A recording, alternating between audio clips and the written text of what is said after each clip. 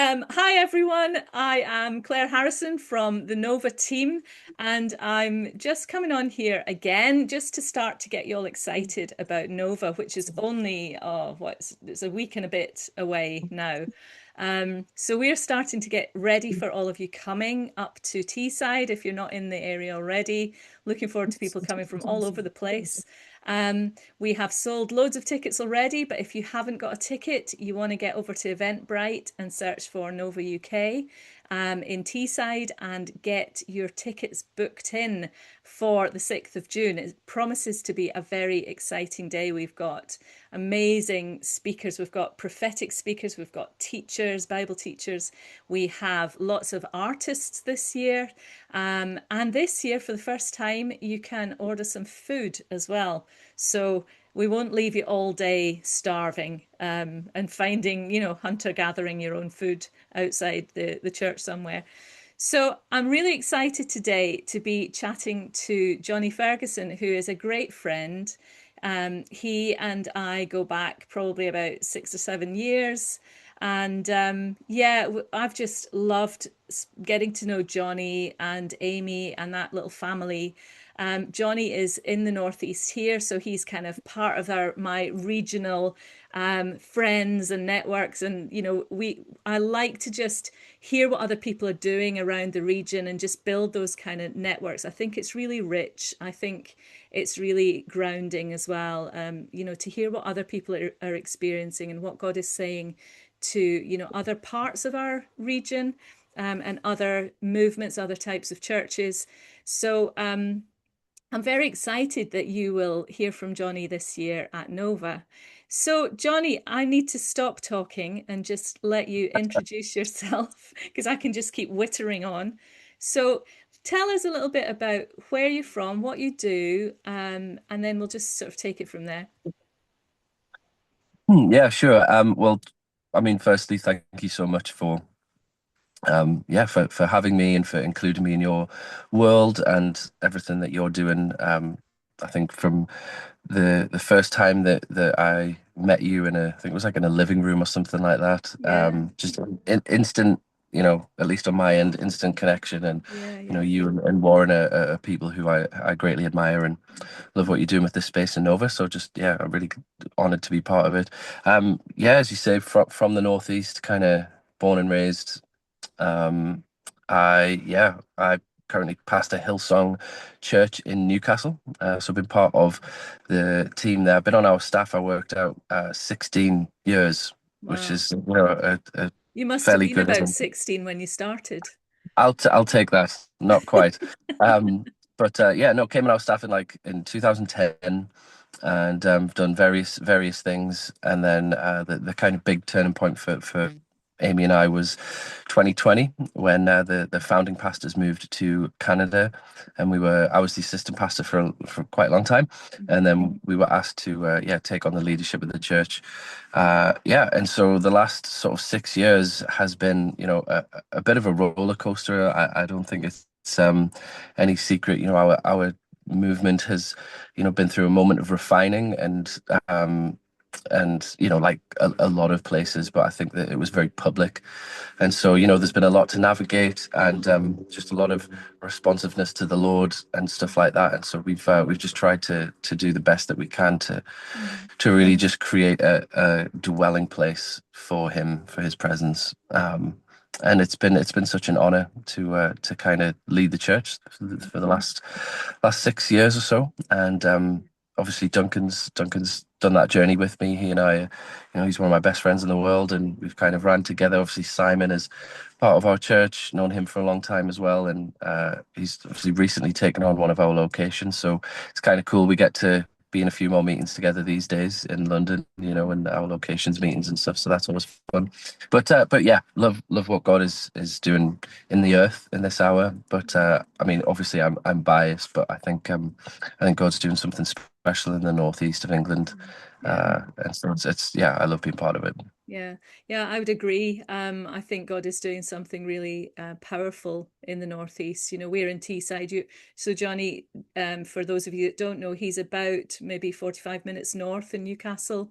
So we're sort of in the same region, but there's, we're in different cities. And I just think across the Northeast region, wherever I go, there are churches being planted, there are people being saved and baptized, and just lots and lots of young people coming to know the Lord. It's just a really exciting time, and one of the things that I love about you guys, you and Duncan and Simon, is that there is a new breed rising, I think, in your movement of just a fresh, I guess, a fresh crop of young leaders who are desiring to hear from God, who are looking to to establish that sort of prophetic sound in well in their own lives, but in everything that they're doing. And I think that's really powerful. Once you get that part right and you're establishing the voice of God in your life, you can't really go wrong, can you?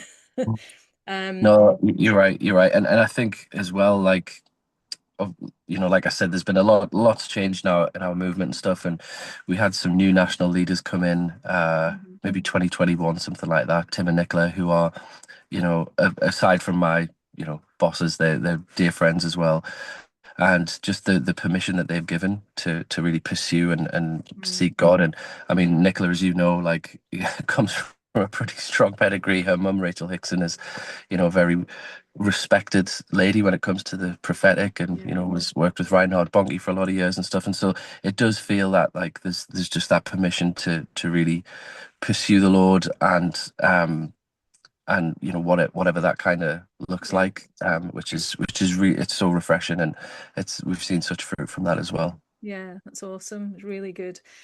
So, I've asked everyone who's come on, um, we're in a season in the world, and in the church, I guess, as well, a season of real flux, when everything is unpredictable, everything, it could be very, very scary. There's wars everywhere. There is a lack of leadership across the board. We're seeing a new kind of leadership, which is not particularly Mm. wholesome in a lot of situations, but we're in times that are really difficult and unprecedented, unpredictable. um, and the temptation, I think, in that season is for Christians to kind of hunker down and just become fearful.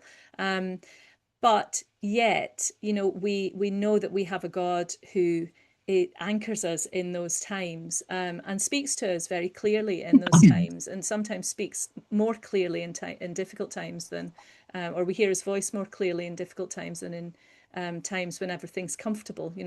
So Mhm. I'm just asking everybody who comes on, what is it that you're seeing God do? What is it that you're hearing from the Lord, that speaks into the times that we're in right now? Yeah, great question. Excuse me. I think I'm getting a little bit of the prophetic conference next Right. week of like illness. I've Prophetic got, conference and largy. yeah, and also please forgive me. I'm currently sat in the car. We're doing the half-term juggle, so this is the quietest place I could think to come right now with three young children in the house. Um, but yeah, no, I think it's a good observation, and I would totally agree with you. I think yeah, maybe 2020. There was, for so many obvious reasons, there was a huge shake-up with a lot of things. I think the Lord really, I've used this word just before, but like refining. I think Mm, that God was kindly challenging some of the things that we'd allowed to sort of grow up, some of the weeds that we'd maybe allowed to grow up in the house of God, um and sort of for those with ears to hear, I think there's been an opportunity and a window of grace to respond to a lot of that stuff. yeah. Um, but I think it's not just refining in the church. It is, as you said, we live in an hour where there's so much tumultuousness across society. In Western society, we're seeing, gosh, just a crumbling in many ways. Like Hmm. part part of me has wondered, like, gosh, is this the end of an epoch of history? Do you know what I mean? Like a little bit like the fall of Rome. Like the Hmm. West has been sort of like the leader in the world community for the longest time, and you wonder, like, gosh, is that changing? I don't know.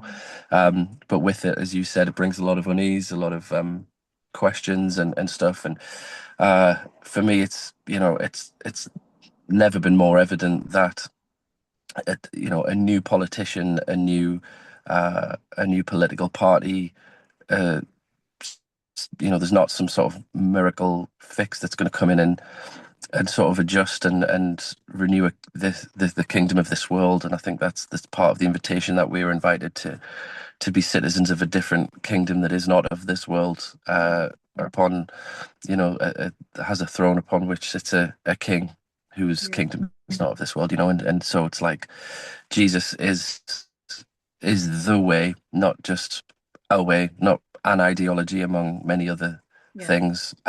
He's the way, the truth, and the life. And I actually wonder if people aren't seeing that, and recognizing that, on kind of an accelerated scale. Reading a really fascinating book at the moment called The Desecration of Man by Carl R. Truman. And he's written some really good books in recent years. So his biggest one, kind of, Strange New World, was a big one, and then Crisis of Confidence. And there's a similar theme within all of them, that, in this, tumultuous world, we have removed much of God's fingerprint from a Hmm. lot of society. And in postmodernism and post-secularism, it's this, hey, we can do the job of being God just fine. Um and it turns out that's not true. Surprise, Hmm. surprise. And we've seen much of what we're seeing now, a lot of the fallout of that. And then there's a sort of term that a friend of mine wrote a book, a guy called Phil Manginelli wrote a book called You Are Not Alone. And it's the first time I've heard this term of metamodernism, Hmm. which is this sort of idea that it's an acknowledgement of, hey, actually, maybe we need some kind of spirituality. Maybe there is some sort of transcendence that we need, Hmm. um, but just whatever works for you, kind of thing. And I think, maybe that's why we've seen a lot of young people sort of walking around trying to, manifest their destiny, and have crystals in their pockets and do all this sort of stuff. And again, guess what? That also doesn't work. A lot of cultural, and this is the case that Truman makes in this current book I'm reading. He's like, a lot of these cultural leaders, even sort of like the Dawkins, father of the modern atheists, they're sort of coming out and saying, hey, yeah, I would call myself a cultural Christian, in the sense that everything good really that we enjoy about Western civilization is off the back of the Judeo-Christian faith. So schools, hospitals, all of these kind of things. And to remove Jesus from that, is to remove. So it was just. I guess I think this is why we're seeing, such an upturn in particularly younger people coming to the church, because they're realizing, hey, we don't get to have the kingdom without the king. And so people are flocking back to the person of Jesus, as as I said, as the way, the truth, and the life. Yeah. And so, I guess for us, we just want to make it as accessible as possible for people to do that, but not at all dilute what that then means, Yeah. and maybe this is even why we've sort of seen some of the refining that we've seen, where we have uh, dumbed things down and diluted things to make things so accessible that actually, when you get into the middle of it all, there's not much substance.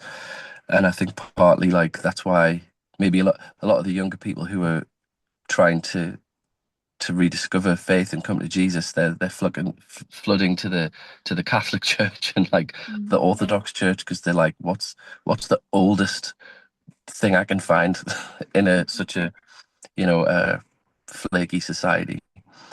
And I think that's probably one of the things to answer your question as well, is like, what am I sensing the Lord doing? Hmm. I think that I sense an invitation from Christ in this hour to rediscover some of the mystery and the majesty of the church. Yeah. So even just over Easter, I just got wrecked by the reality of the Eucharist.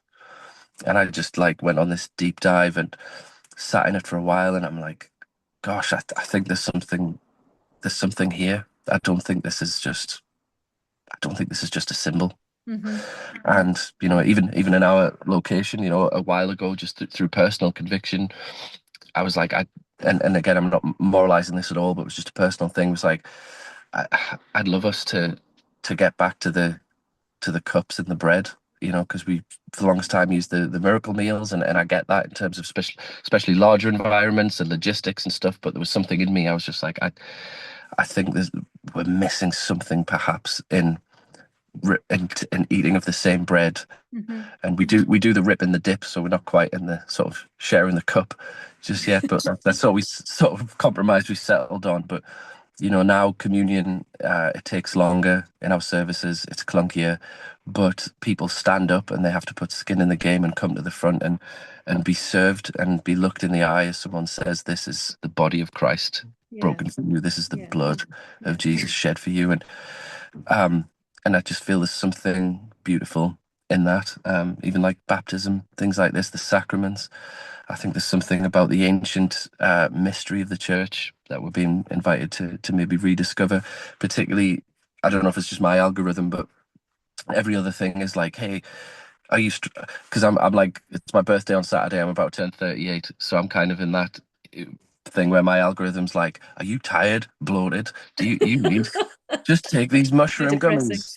Yeah, just take this supplement. Just do like it's like, oh, if you follow this 5-step plan, you'll be unrecognizable by summer. Like all of these things, Yeah. it's like just formulaic, and I just think, man, there's so much of our faith that we can't put into a formulaic box, and there's mystery Yeah. wrapped up in what it means to follow Jesus and stuff that a lot of other traditions have really lent into, and I wonder if in our effort to sort of like go right, 4 songs, announcements, prayer, da da da, and again, nothing wrong with those things, but I think there's an invitation into some of the mystery again, perhaps, Yeah. and that again, that's just where I'm at.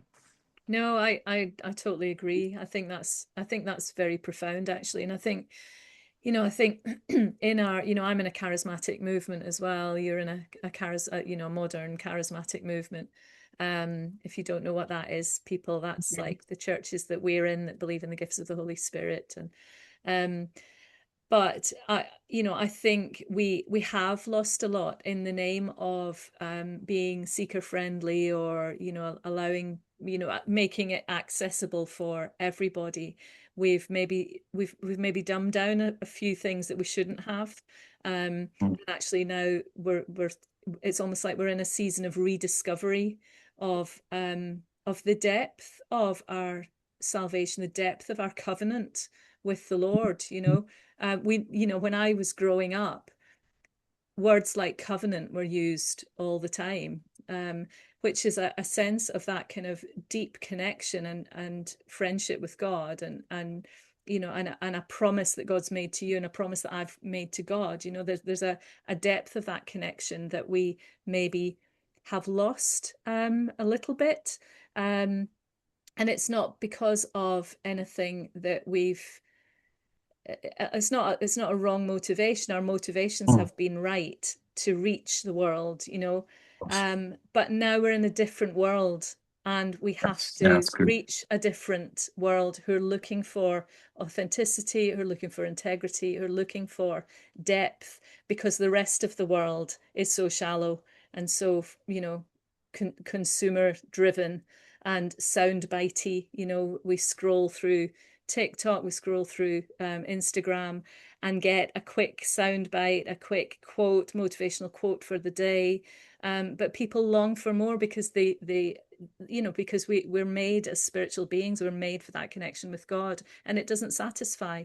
And this it what we need is, it's not that we're doing things, it's not that we're looking for a different gospel or different Christianity. It's just, how do we communicate the gospel? How do we get back to the things of God for this age, this meta modern age that we're in, and for these young people that are looking for deep connection, deep relationship, community as well. Community can't be found. Young people are on the internet all the time, picking up the phone. I know from my own kids, having a phone call's like almost offensive to them, that you would call them on the telephone.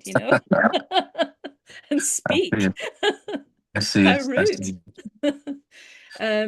Yeah, so I guess it's just being aware as the people of God of the changing of that season, that new epoch. I totally agree with you that we're in a completely new era, a new epoch, and we need new wineskins, for it. that new thing that God is doing. We're talking about in the prophetic world, we've been talking about a new thing, the new thing that God is doing for quite a few years now, and I feel like God's now starting to put shape to that, and wineskin to that. What is the new thing? I'm sick of hearing about a new thing, because now I want to say, okay, what is that new thing? What are we going to do? What is it Right. that God's calling us to do differently? And that's the moment I feel that we're in. It's starting to kind of land. Um, Here are some of the new things that God wants us to step into, new ways of doing things. Totally agree. Totally agree. I've been really inspired by the life of Saint Benedict, and just in his uh, early phases of his life, when he kind of went to Rome with high hopes and then saw the decline, and and sort of out of that, was this sort of new monasticism that he kind of helped lead the way with a little bit, where it's just like, rules and what do I mean, like rhythms, Yeah, and sort of a way of actually like living out what it means to follow Christ, not tearing down load-bearing walls, which I think, I've seen that happen in the last number of years as well, where it's like, hey, everything was terrible, let's swing the pendulum fully the other way. And it's like, no, like actually some of those things were really helpful. And, yeah, I think we ought to be careful before we throw any babies out with the bathwater and stuff like that. Um, but I think, yeah, just the way in which that Benedict kind of almost pioneered some of these things with getting the the faith to grassroots level, in a way where it actually affects everything. Like, and but this is the thing, it's like not new. We talk about this, right? We talk, we come on Sundays and it's like, right, we get out into our world and we say that, but then still, I think so many people go out and they live unchanged lives, and by yeah, the time it gets to Sunday, they come back and they're like desperate. God, yeah, I need some more nuggets. I need infilling, and I think, as you said, maybe unintentionally, we've sort of ended up in a place where our faith has become very inward because we're so exhausted that it's like, oh, I just need this for me, and I need God to do something in me in my life and stuff, and maybe we've maybe lost a part of the outward focus, that the mission of the church is to go out and hold our hands against the wounds of the world. And I think through sort of slower, healthier rhythms of grace, through accepting our place in the mystery of Christ, and actually really, really leaning into His power and presence to be able to do anything. Because I think we've talked about that. Like, God, we can't do anything without you and stuff. But then it's like, well, I'll give it a good go. And this is me. I've done this. So I am so totally this yeah, person I'm talking about. yeah, Um, but actually going like, oh gosh, like actually, yeah. And I think maybe this comes back to, sorry if I'm sort of jumping all no, over here, but it's like good. the sort of real revelation I feel that the Lord's given me around the Eucharist, the communion, of like, gosh, actually, yeah, there's like when Jesus, I mean, he lost followers over this, right? When he's like, unless you drink my blood and eat my flesh, you do not have my life in you. Um, and there's something that I think, gosh, like, yeah, when we receive this, and still, I don't know where I've quite landed on the mystery of it all and stuff, but I don't think this is just as simple. I think there's something that we actually receive. There's some way that Jesus is present with us, and we have Yeah, his life in our body when we partake in him and go, gosh, it is all in your strength. Like, so Good Friday, there's a bit of a testimony for you. Good Friday, we did like an hour long kind of just a stripped back thing, just to come and take communion, to be honest, and a bit of worship and stuff. And I just taught on this, and I kind of really went in, and I was like, I just want some of you to get a revelation that this has been the center piece of the church since this mhm, institution. This has yes, been the heartbeat of the church, which you can do in rooms of thousands, and you can do with where two or three are gathered Yeah. at a table in a persecuted nation, we can still partake of Christ together. And so, and anyway, there's a lady in our church who got up, and her and her husband have been trying to conceive for the best part of a year, not happening.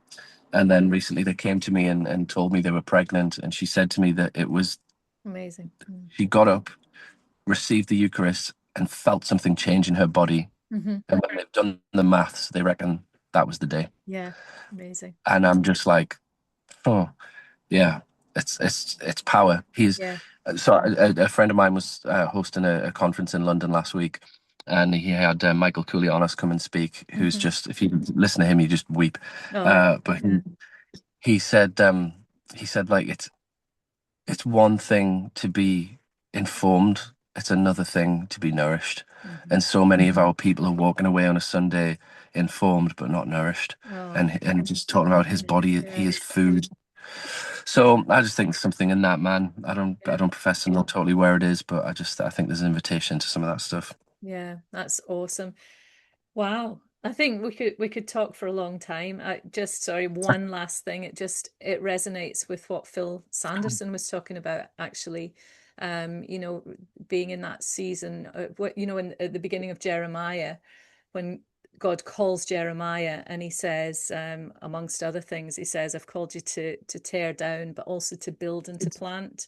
Yes. And I feel from a prophetic point of view that there, it's like what you're talking about. We've gone through that season of tearing down. Um, I think some prophets are still stuck in that season, still tearing down. And I believe now we're coming into a season of building and planting. That's what I was kind of talking about with Phil yesterday.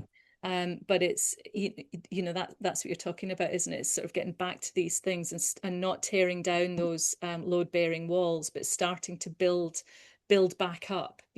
What does this new movement, these new rhythms, these new things look like for a new epoch, a new season, and a new, I want to say revival. I don't think we're in the fullness of it yet, but I think we are in the beginning of the reign, that we're Mm. seeing people come to Christ in large numbers. That's only going to increase, I believe. But how are we going to build for them? How are we going to build this new movement, this new next church that is fit for purpose for a new, what did you call it? Modernist generation, A meta-modernist. meta modernist generation, um, or era. Yeah. So these guys, these are just foretaste of what kind of stuff you'll be hearing from us, what God is saying to us. And Jonny will be sharing more at Nova. I always find when I talk to Jonny that there is a richness. I know that he's a guy, like, he's always reading books, okay? And I know that he's a guy who thinks deeply, who lives at a depth um, that I think we all need to drink from. So I'm really encouraged that he's coming this year to Nova. And I think from today, Jonny, your session will be pretty packed out, but if people are watching this. Oh, I don't know. I think I'm on Maybe at for the same more. time as Ruth, so we'll see. Because I'm pretty sure she's going to be amazing as well. So, guys, please get your tickets and get booked in, and you will just get more of the same from all of us next weekend or week on Saturday. So, Jonny, I just want to thank you for spending that time just to kind of impart to us. Even just this conversation, I think, has been really rich, and I feel like you've imparted something to us. So, thank you for that. Thank you for your faithfulness, and thank you Oh, for all such that a you do. pleasure. Bless you Such a so pleasure. much. Great. Okay, so we'll say goodbye, guys, and we will see you in a couple of weeks. And yeah, bless you. Have a great rest of your day. Have a great rest of your week, and God go with you.